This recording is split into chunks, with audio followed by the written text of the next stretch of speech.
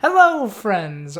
Welcome to another episode talking about the Amazon series All or Nothing about Tottenham Hotspur, episode number 7. Again, if you haven't watched this episode, go and watch it. I'm going to be talking about spoilers.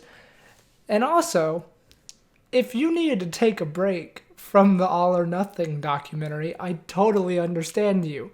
And it was honestly hard for me to watch, like, instantly after the Everton game, because I was just like, I have no desire to watch anything about Spurs right now. But then I was like, I want to know what's happening behind the scenes. So we're here, and we're talking about it. And I think this episode was actually good for me to get some insight on what might be happening. I don't even know. It's just hard for me to comprehend. But that being said, let's get into it. Let's talk about episode number 7. Okay, so we start off with Delhi coming in and spewing stuff at halftime during a game. This seems to be a recurring feature during the documentary.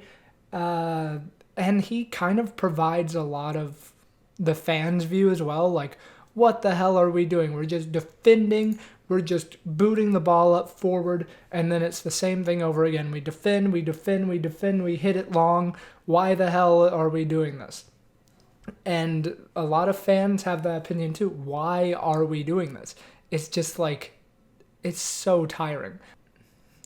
And then, okay, in response to Delhi's criticism, Jose comes in and he's like, any result is a good result if we don't concede goals. And I was like, but you need to win games. You need, like, maybe, right? I'm just heated because of the Everton game. Maybe I was watching with a little bit of tinted glasses to try and look for problems of what is happening in real life right now and what was happening back then. But I think this actually does apply. Because this whole episode is pretty much just focused on defending. It's a recurring theme, and it's a problem I have with this documentary.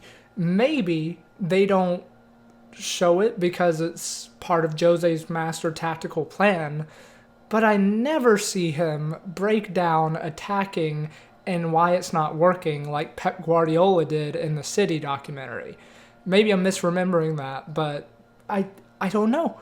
It just seems baffling to me because I'm like, if you don't have Son and you don't have Kane, the main problem that you should be trying to address is how to score goals with those players. You know, maybe you have a front three of Lucas Bergwijn and Son, and they intermittently change into the center like Pep Guardiola does sometimes with City, playing Raheem Sterling, Mahrez, and Jesus, who's barely a striker, and they just intermittently change who's in the center and have attacking movement with each other.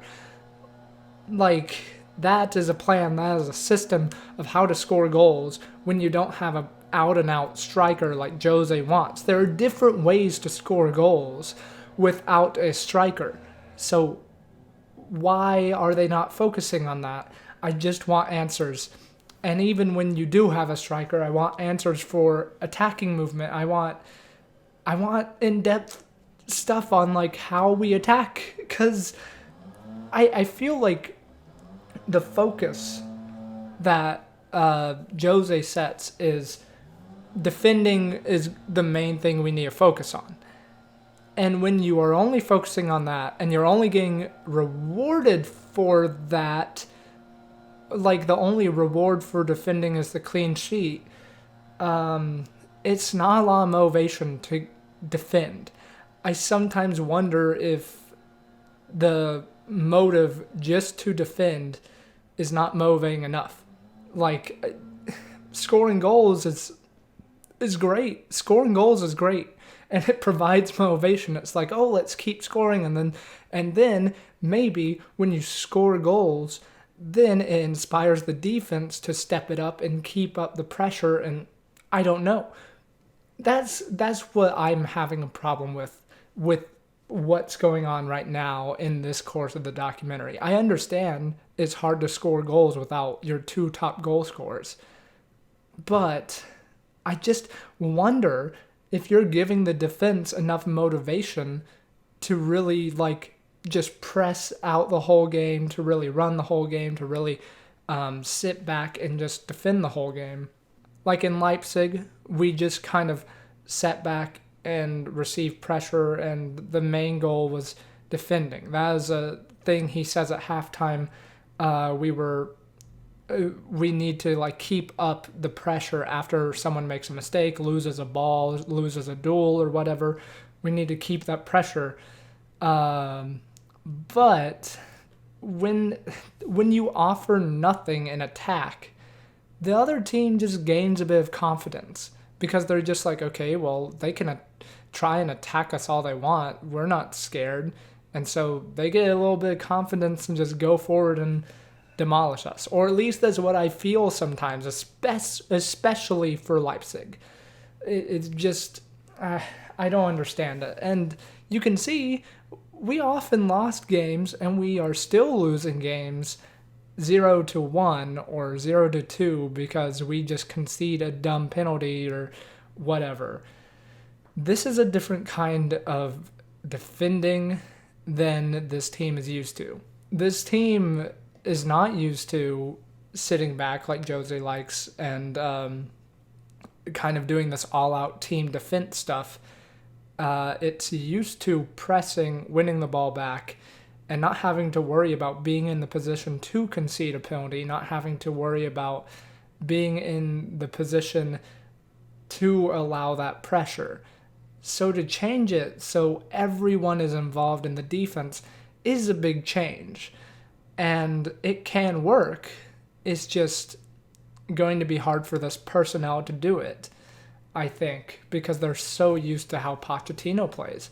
And it's alluded to by Toby, it's alluded to by Jan Vertonghen. It's just, yeah, and Eric Dyer too. So, yeah, I'm sorry, I'm kind of like going on a tangent about the whole system, not really the episode here, but I think it's all tied together. And this episode was really enlightening just in terms of what Jose's priorities are. And I'm not saying it's bad, and I can understand why he's focusing on the defense.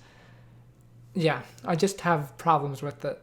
In the Chelsea game, he does this thing, right? Jose does this presentation of the goals we conceded, the bad goals we conceded. And he's saying, look, you allowed 3 shots inside the box for Chelsea, and they scored from the 3rd shot. How can that happen? It's baffling. It is. and you're like, yeah, this team just, there's something that's just wrong when you have a team that like allows 3 shots inside the box, and in the frame you can only see like the 4 defenders there. Where are the midfielders really? Where are the forwards trying to come back and help? And João raises a good point. When this guy is in trouble, you have to go and help him. It's something we see a lot. João's point is what we see a lot. Like players just kind of give responsibility to each other. The ball is going over there, so they'll take care of it. You have the ball, so you're going to pass it progressively. And then once you pass it to me, I'm going to pass it to you so you can pass it progressively. Yeah, it's just passing a responsibility, even in defense. It's just strange, and it is a problem for the team, and it's a problem with the players. And regardless of if you like João and Jose or not, for the playstyle work, the players do need to step up in that way. Okay, tangent on defense, pretty much done for right now. We move on to a nice little moment with Harry Winks and this little like old folks care home, and it's really sweet. And you can see Winks is a really great guy off the pitch, and yeah, and I know it's hard to say this after the Everton game. I'm a huge Winks fan, and I will admit he had a bad game yesterday. But during this point in the season that they're referring to, during this point in time that they're referring to, Winks was a better player. He was doing a lot more than he typically has in the past few years. So yeah, no, he was a really good player at this time, and he was really crucial to our team. And I think he is still crucial to our team. I'll make that clear. And it's nice to see Levy and Jose giving him praise. And it's also nice to see him getting the armband. It's important for homegrown players to come through and have that passion for the club. It's not something really you can replicate for any player you bring in outside.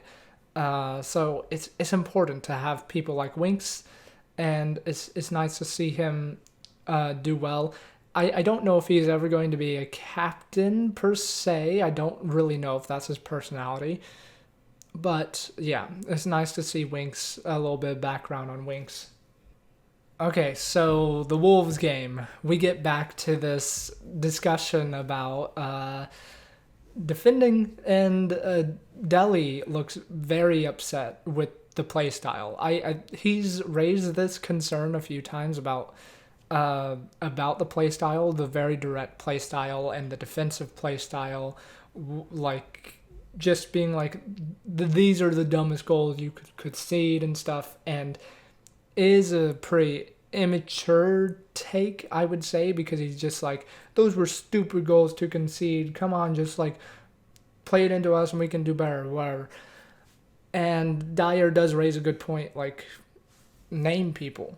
Name who did bad, what happened, because I want to know. That's how you solve the problem. And I'm not going to like speculate whether this is the divide people were talking about, maybe with Delhi and Dyer, their gap in maturity, but it is obvious from this conversation that Dyer has much more of a like realistic kind of point of view of like, I want to just know what you think the problem is specifically so we can fix it, instead of just moaning about it, because that's not going to do anything.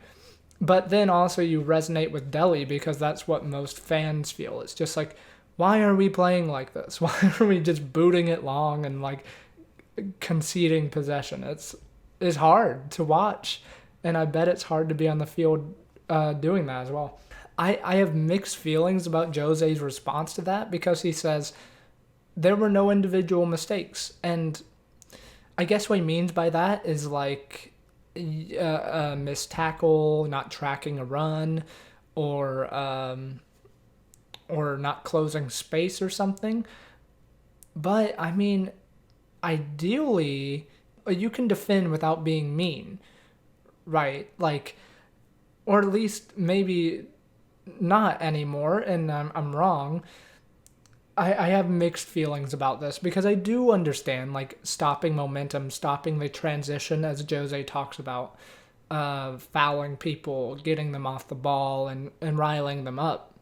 I think that's why he brought in Højbjerg. I think this thing of like fouling players and just like getting in their heads a little bit, yeah, it does stop transitions. And yeah, I think that's actually a valid point sometimes, of like, you do need to just like foul people to stop the transition.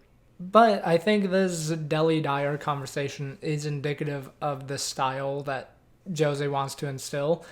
And he even applauds it, which I don't know. It's a good thing for players to demand more of each other. And it's also nice to see like people hanging out outside of that, like Dyer and Cess and Delhi and stuff. And nice to see them instilling like a family thing. It's just, yeah, I feel like when you get heated like that, sometimes it does cause disunity. I don't know. It's another hard thing to answer. Here's one thing I would want to get out of this. I would really like to see Poch's approach to some of this rather than Mourinho's, and I know that's not possible. but it would just be interesting to see how he would have handled some of these situations, like the Delhi and Dyer incident and stuff like that. I don't know why, but I just can't see that happening in that space. And we were still, for the most part, under Poch, doing really well. So I just wonder what he would have done. Some really cool moment for me. As I've said before, I love Jan Vertonghen, and it's really nice to see Joao coming to him almost like a coach and being like, "Why are we conceding so many goals?" And Jan has some good insight, some insight that the coaching staff does not have. He says we're missing a trigger. And I think what he means by that is a leader of the press, maybe, or a leader of just transitioning to defense and then instantly switching on. I don't know, but either way, someone to spark that aggression. And yeah, I understand why we played Yan at left back for that leadership capability. It didn't really work out sometimes, but I understand why they went to him to consult. And it was nice to see a little bit of Zhao. It was nice to see his perspective on things because obviously he's very highly rated and has a good little resume behind him. So yeah, it was nice to see that, and it's nice to see them talking with the players and being like, what's going wrong, because really they have insight that the coaches don't even know. So yeah, and Yan is the person to go to for that stuff. Michel Vorm, I'm equally surprised you got a game versus Norwich. And honestly, yeah, pins are pins, and you can lose or win on pins. And it's, if we had our other players, one would say that's pretty easy to see how, like, Kane and Son would pretty easily slot them home.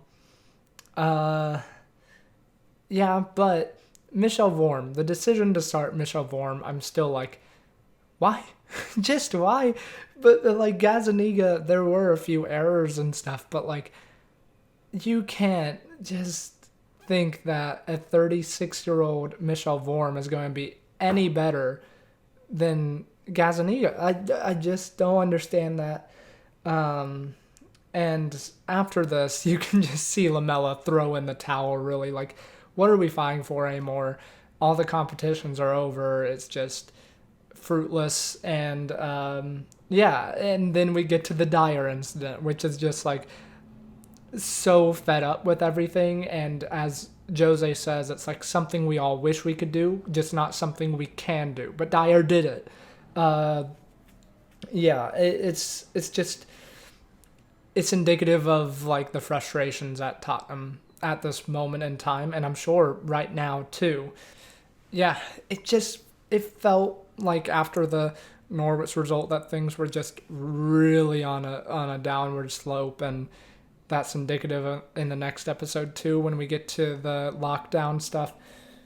But yeah, and last thing here on this episode, I just want to clarify there are many explanations that you're going to hear for what's going wrong at Tottenham. And really, I don't think anyone is right. And I don't have the answer, but I don't think anyone else has the definitive answer either. I just, like, you're going to hear, like, for me, the perspective is, right, that we are not focusing on attack enough and don't feel threatening enough to really pressure the opposition, and therefore we just allow people to attack us, which puts pressure on us. And if we face a good attack, it's just more and more pressure, and we're setting ourselves up to kind of just concede. So I really would want to see more on attack, and that's why I feel the problem is. And that's what I felt from this episode. But you're going to hear some equally likely explanation from somewhere else about creativity. We're lacking a playmaker, about just the personnel that we have. Winks isn't good enough. Ben Davies isn't good enough, etc., etc. You're going to hear a lot of different explanations. And really, a lot of them are correct, and a lot of them will be wrong. It's just a matter of Jose figuring it out, how to get it out of this team. And hopefully we do see that. And he was figuring out towards the end of the restart, I felt like. So yeah, maybe we just give it some time. Yeah, but the point is, don't take what I say as gospel, right? Like, it's not gospel. I'm not an expert, but these are my thoughts. You'll hear other thoughts. It's whatever, right? But anyways, that's it for this episode. If you enjoyed, hit the like button, subscribe. If you are new, I will see you guys for the next one tomorrow. I might do a little analysis on Everton because I felt kind of heated in the moment after the game. So I might do a little bit more in-depth and logical approach to how we lost that game. Let me know if you would like that. But anyways, I will see you for the episode tomorrow regardless. See you guys. Come on, you Spurs.